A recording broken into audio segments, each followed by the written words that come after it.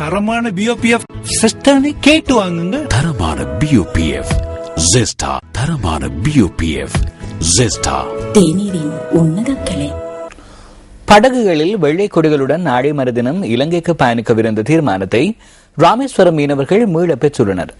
மாவட்ட ஆட்சியாளர் தலைமையில் நேற்று நடைபெற்ற கலந்துரையாடலில் ஏற்படுத்தப்பட்ட இணக்கப்பாட்டிற்கு அமைய இந்த போராட்டம் கைவிடப்பட்டுள்ளதாக சன் செய்தியில் தெரிவிக்கப்பட்டுள்ளது. வெளியோயா கீழ்பிரிவில் வீசிய பலத்த காற்று காரணமாக மரம் சரிந்து வீழ்ந்ததில் 2 மின்கம்பங்களுக்கு இடையிலான மின்கம்பிகள் அறுந்து வீழ்ந்ததில் பிரதேசத்திற்கான மின் விநியோகம் தடைப்பட்டிருந்தது. இது தொடர்பில் இலங்கை மின்சார சபையின் நோட்டன் பொறியியலாளர் அலுவலகத்திற்கு பலமுறை அறிவித்த போதிலும் எந்தவித நடவடிக்கையும் எடுக்கப்படவில்லை என பிரதேசவாசிகள் சுட்டிக்காட்டுகின்றனர். கடந்த ஒரு வார காலமாக மின்சாரமின்றி தாம் பல்வேறு சிரமங்களை எதிர்நோக்கியுள்ளதாகவும் அவர்கள் கூறுகின்றனர்.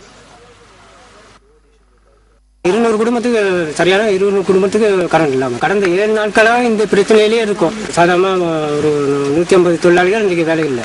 சின்ன பிள்ளைகள் படிப்பதற்கும் வசதிகள் இல்லை.